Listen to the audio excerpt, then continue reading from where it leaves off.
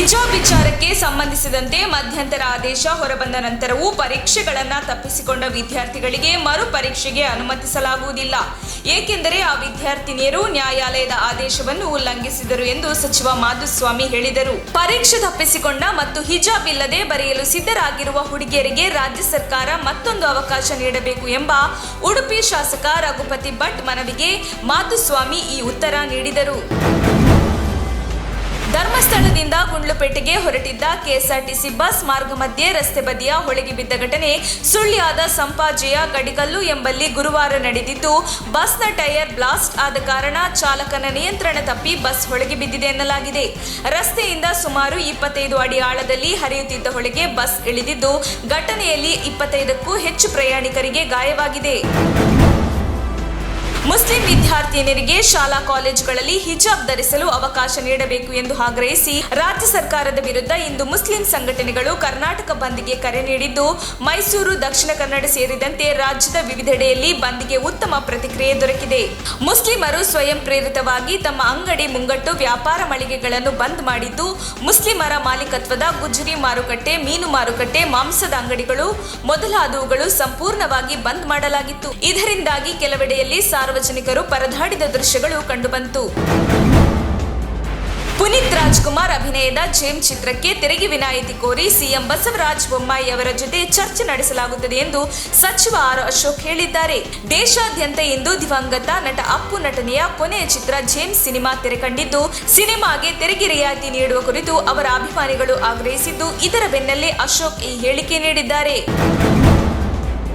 ವಿಧಾನಸಭೆಯಲ್ಲಿ ನಾನು ಹಿಜಾಬ್ ವಿಚಾರಕ್ಕೆ ನಿಲುವಳಿ ಸೂಚನೆ ಮಂಡನೆ ಮಾಡಿದ್ದೇನೆ. ಹೈಕೋರ್ಟ್ ತೀರ್ಪಿಗೆ ನಾವು ತಲೆಬಾಗಲೇಬೇಕು. ಆದರೆ ಶಾಲೆಗೆ ಮಕ್ಕಳು ಹೋಗದೆ ಅವರಿಗೆ ಲಾಸ್ ಆಗಿದೆ.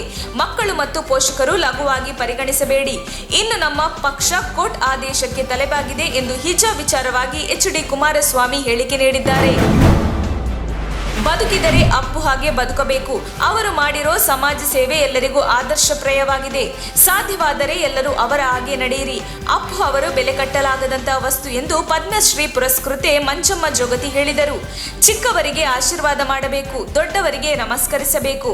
ಆದರೆ ಅಪ್ಪು ದೇವರಾಗಿದ್ದಾರೆ. ದೇವರನ್ನು ಒಳ್ಳೆಯದಾಗಲಿ ಅಂತ ಬೇಡಿಕೊಳ್ಳುತ್ತೇವೆ.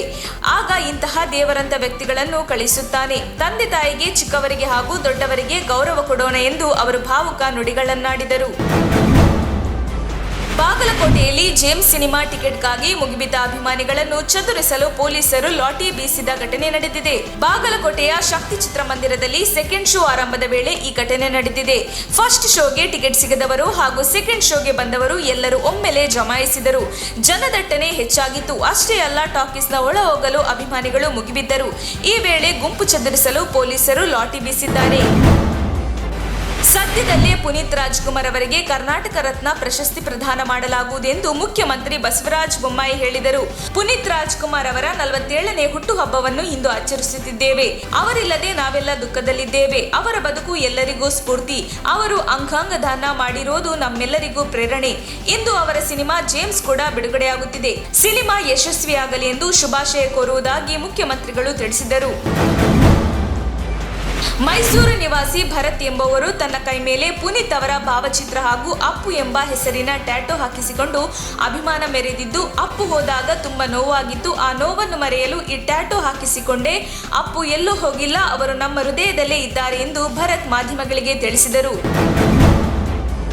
ನಟ ಶಿವರಾಜ್ ಕುಮಾರ್ ಅವರು ಗುರುವಾರ ಮೈಸೂರಿನ ನಗರದಲ್ಲಿ ಹಲವೆಡೆ ಸಂಚರಿಸಿ ಅಭಿಮಾನಿಗಳೊಂದಿಗೆ ಬೆರೆತರು.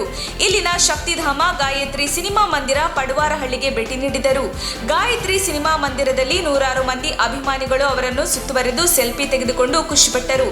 ಇದೇ ವೇಳೆ ಶಿವರಾಜ್ ಕುಮಾರ್ ರಸ್ತೆಯಲ್ಲಿ ಸೇರಿದ್ದ ನೂರಾರು ಮಂದಿಯತ್ತ ಕೈ ಬೀಸಿದರು.